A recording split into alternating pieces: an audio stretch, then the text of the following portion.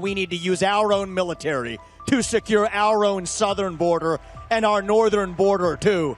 That's what it means to stand for the rule of law. If we've had the largest influx of migrants into our country in American history, then yes, it is time to have the largest mass deportation in American history as well. Joe Biden is not going to be the nominee. So who's it going to be, people ask? Is it going to be Gavin Newsom? Who cares? Michelle Obama? That solves their Kamala Harris problem, doesn't it? The truth that God is real. That there are two genders. That reverse racism is racism. That an open border is not a border. That parents determine the education of their children. That the nuclear family isn't a bad word. It's the greatest form of governance known to mankind. And that the U.S. Constitution is the strongest and greatest guarantor of freedom in human history. That is the truth.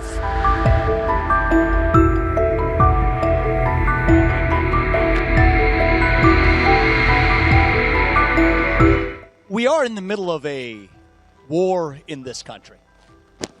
It's not a war between black and white, as the media would have you believe. It's not even a war between Democrat or Republican or man or woman or whatever.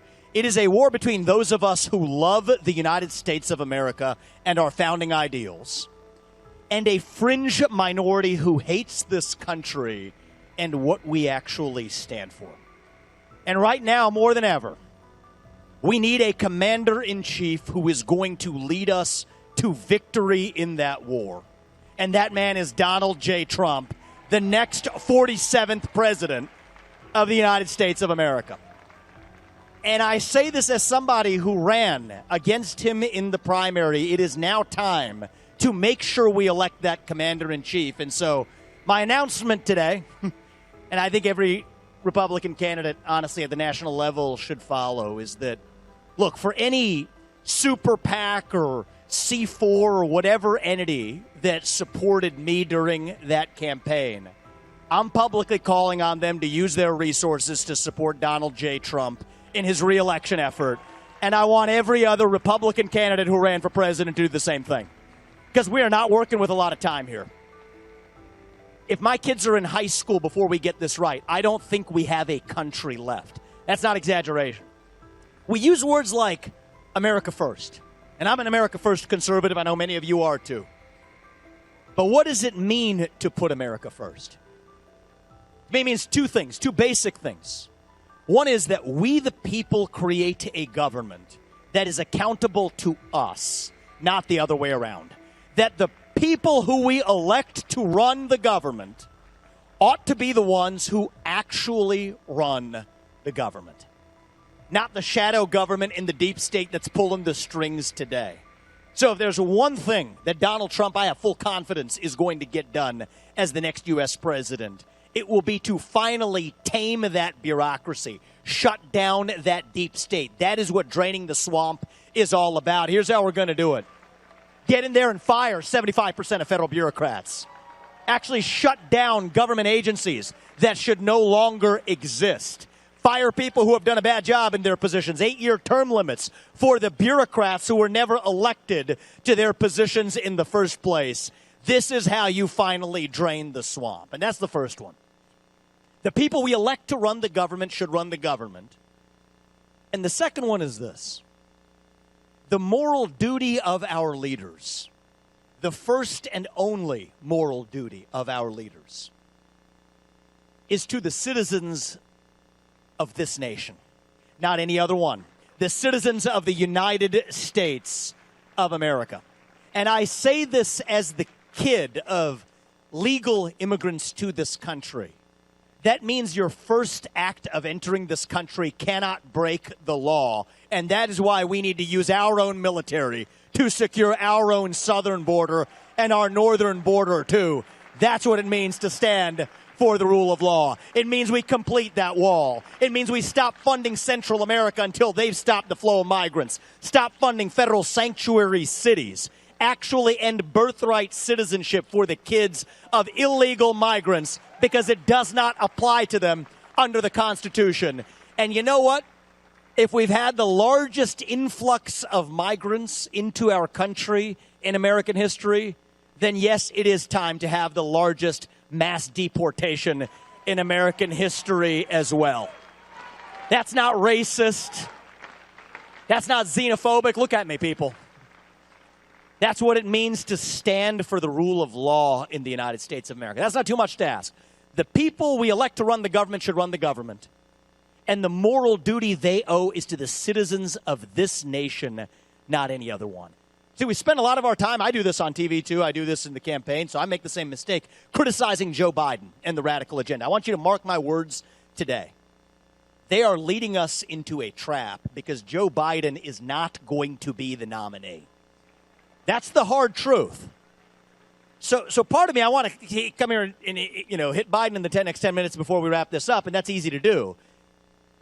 In some ways, that's what they want us to do, because that's money spent.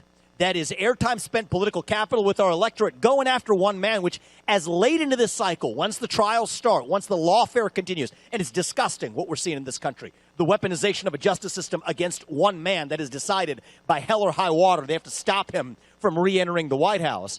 It's a disgusting system, but they're delaying that right in the spring, maybe even the early summer, to then move the old man Biden out of the way and prop up a new puppet who they can control. You got to skate to where the puck is going. So who's it going to be, people ask? Is it going to be Gavin Newsom? Who cares? Michelle Obama. That solves their Kamala Harris problem, doesn't it? This is the trap we can't fall into, and here's how we beat that. This isn't about who we're running against. It's about what we actually stand for. What are we? Bunch of different-looking, two-legged higher mammals with a bunch of different shades of melanin? Walk in some geographic space that we call a country, doing what our iPhones tell us to do on a given day? That's not America.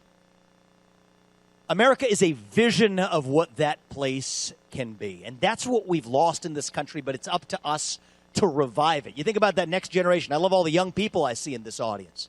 You know, I said this at the beginning of the campaign. It was controversial. I'm going to say it again right now. I hope you all agree with me. I think every high school senior who graduates from high school should have to pass the same civics test that every immigrant has to pass in order to become a voting citizen of this country. You got to know something about a country to have pride in that country. You got to have skin in the game to play in the game. It's not just Donald Trump's job. It's your job. It's every one of our job to do our part, to stand up and speak the truth.